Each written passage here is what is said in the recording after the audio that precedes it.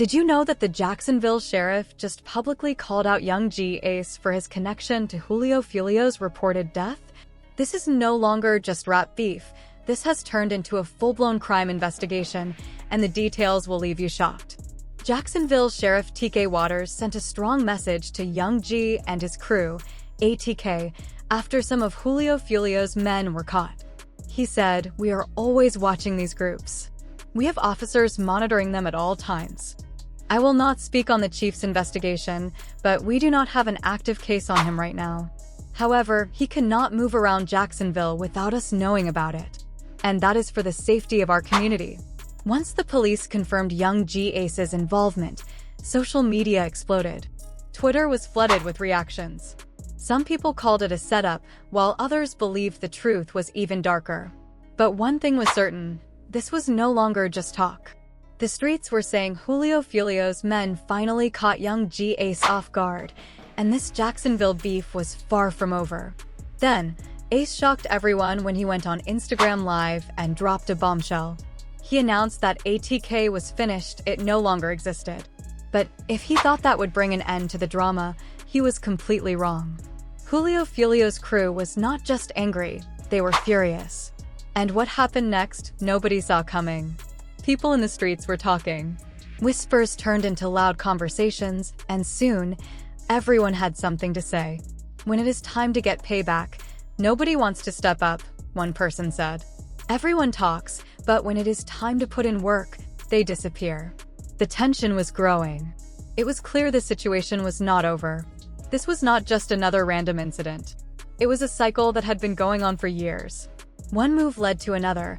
One shot fired meant another shot would come back. And now, after what happened to Foolio and his crew, people were wondering who would be next. Even DJ Academic saw this coming.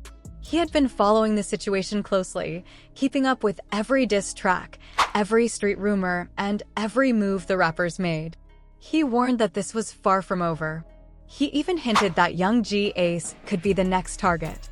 And if that was true, things were about to get even darker. Recently, Academic spoke directly about Ace and made a bold statement. "You're next," he said. When Ace heard this, he was not happy. "Why would you say that? Why would you wish that on me?" he responded, clearly frustrated. But Academics was not wishing for anything. He was just saying what everybody already knew.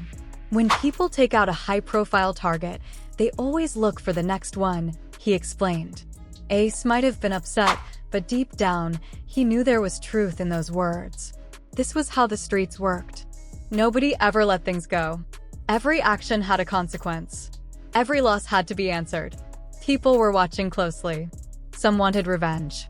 Others wanted to see what would happen next.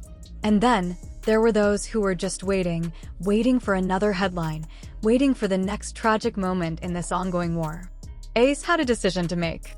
Would he keep things going, or would he try to walk away? That was the real question. But walking away was never easy, not when the streets had already decided his fate. For now, everything was quiet. But everyone knew that silence never lasted long. It was just the calm before the next storm. Ace was not having it. "I have spent my whole life making sure nobody can catch me off guard," he said. But with Foolio gone, does that mean the war is finally over? Ace quickly shut down that idea. There was never a situation, he said, making it clear that he was not worried. But the police think differently. They have been digging into Ace's past, and one specific incident has caught their attention again. Remember when Yungeen Ace was ambushed a few years ago, right after leaving the spot where his brother was killed? Well, DJ Academics is bringing that incident back into the spotlight, and law enforcement believes there is a reason for that. A leaked video has just surfaced, and it is changing everything. In the video, you can hear someone shouting, "Open the door! Open the door!" The situation was intense, and now people are questioning what really happened that night. Ace has survived multiple attempts on his life, but now the police are locking in on him. 5 arrests have already been made in connection to Julio's murder, and the streets are buzzing with rumors. Were these men hired to take him out? Names like Alicia, Isaiah, Shah, Rashad, and Devin are being thrown around. But here's where things get serious. The cops believe that Yungeen Ace was the mastermind behind it all. That is why they are shutting down his concerts, stopping his money flow, and making sure he has nowhere to run. Ace has noticed what is happening. "I do not know how they do this, but they always cancel my shows," he said. "Why are y'all canceling my shows? I do not even live in Jacksonville anymore. It is clear that the police are not letting this go. The streets are talking and the pressure is building. The real question is, what happens next? Is Yungeen Ace really the mastermind behind it all? Or is this just another twist in the never-ending Jacksonville war? Why are they canceling my shows?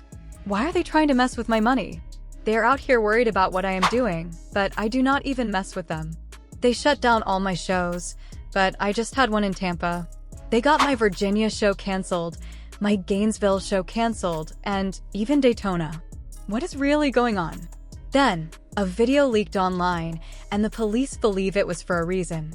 A Jacksonville rapper openly admitted to targeting Julio Foolio, and the way he said it was chilling. "On the homies, I swear on everything, on my soul, on my kids.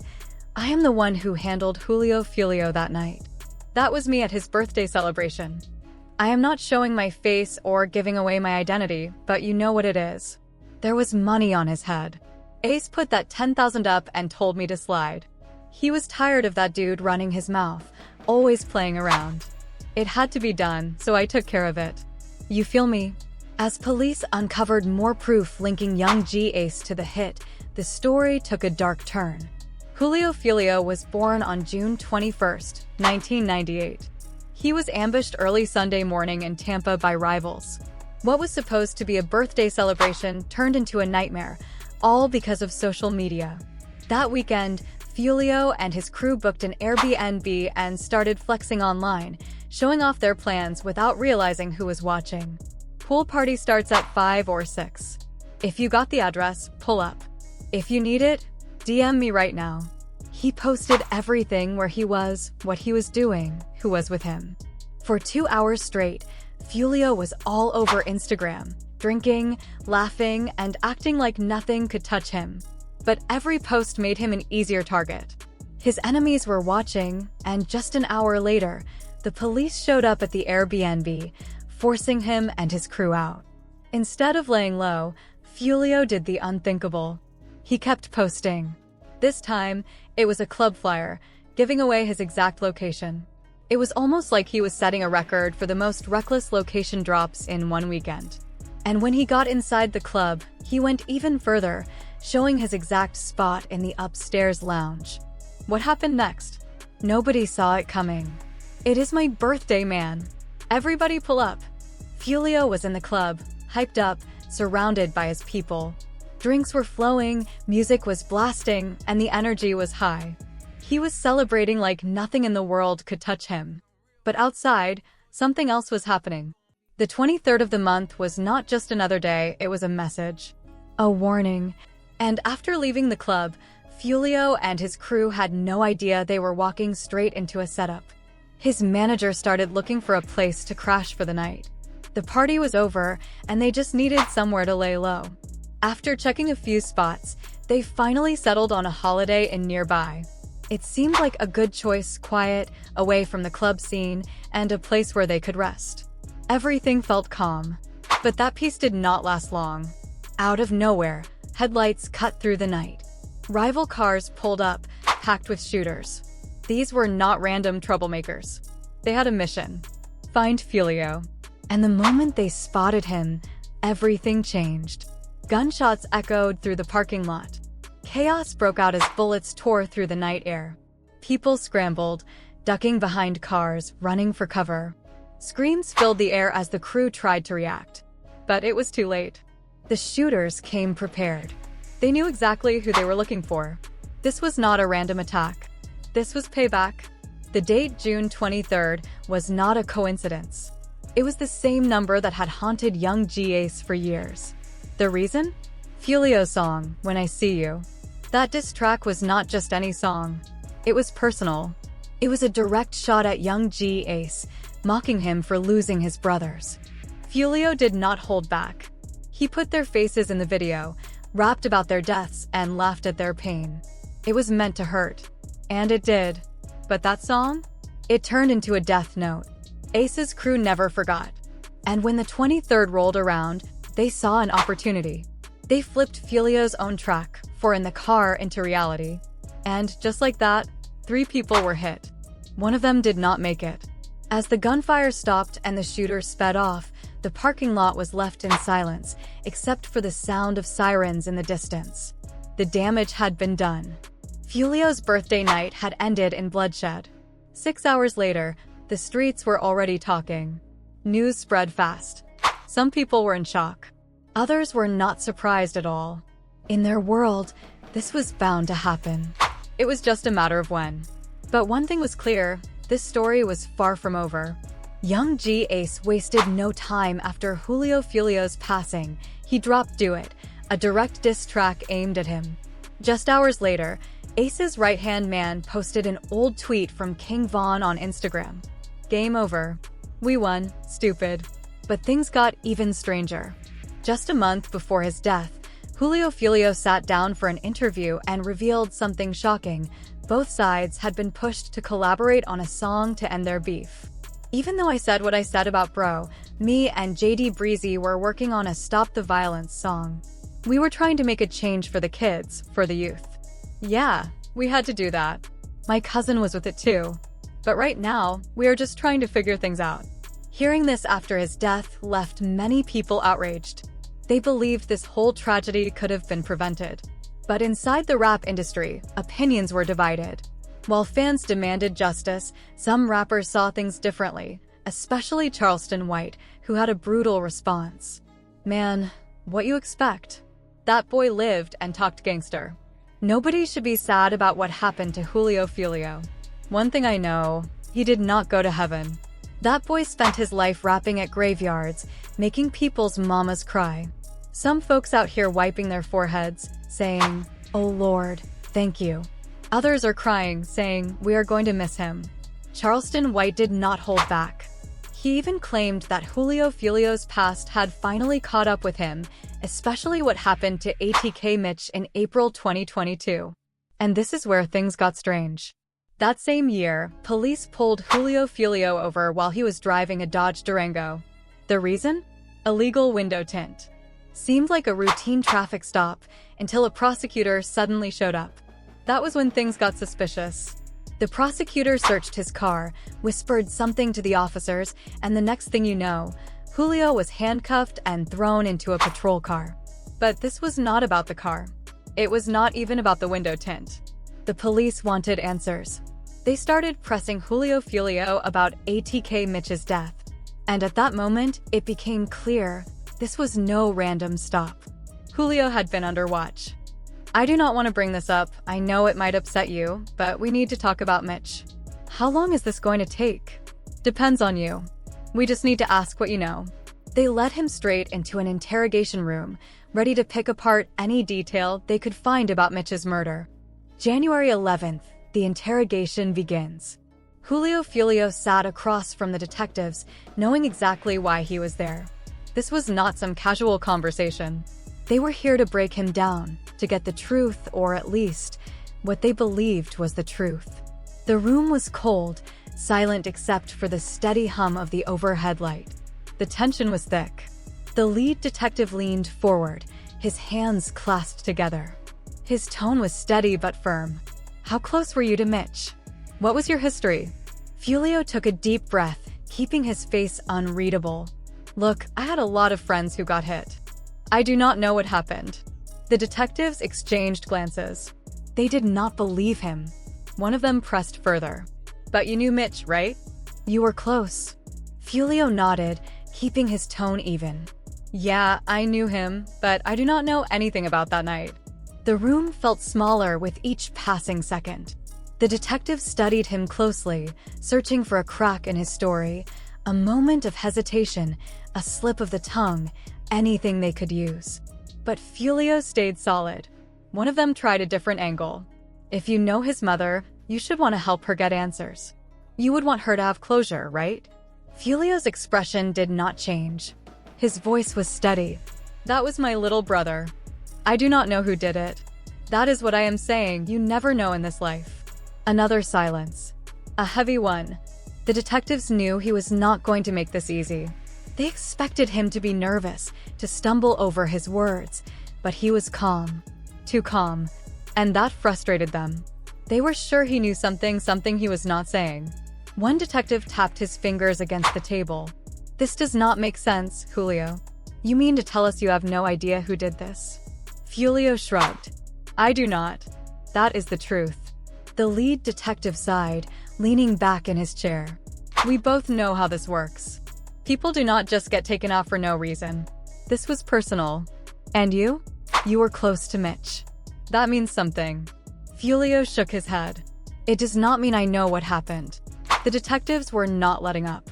Their frustration started to show. They leaned in, their voices sharper now. Is it just the music? Or is there more to this? Foolio's face remained unreadable. Music does not make people do things. It is bigger than that. This has been going on way before rap. They knew he was right.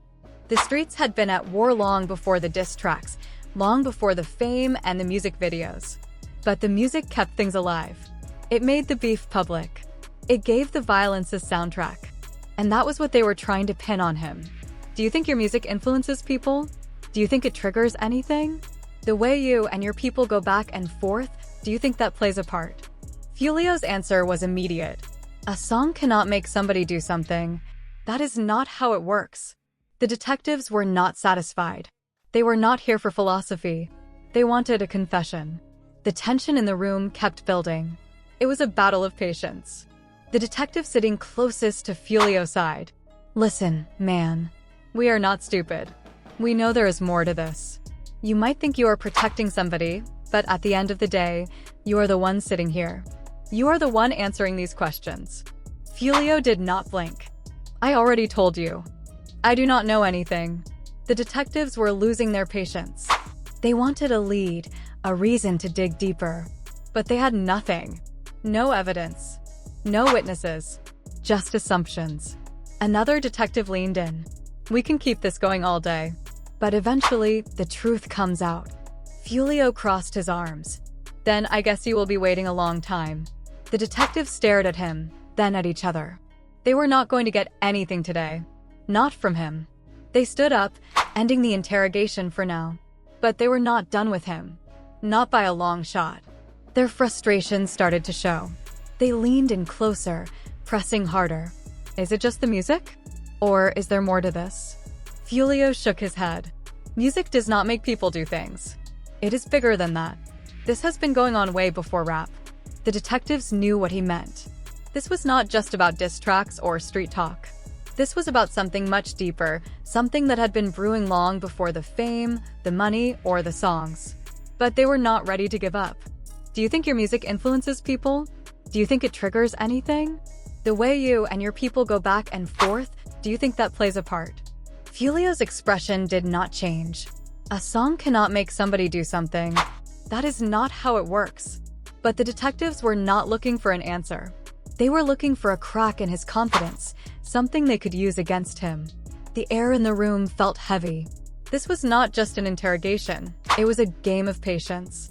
And right now, Foolio was winning. But the detectives were not done yet. Do you think your music or the way you carry yourself had anything to do with the violence around you? No, because even before I started rapping, things were already like this. You cannot just blame my music for what happened. You get what I am saying? Okay, but do you think it influenced someone or triggered something? The way you and your rivals kept going back and forth, do you feel like that played a part? No, a song cannot make someone do something like that.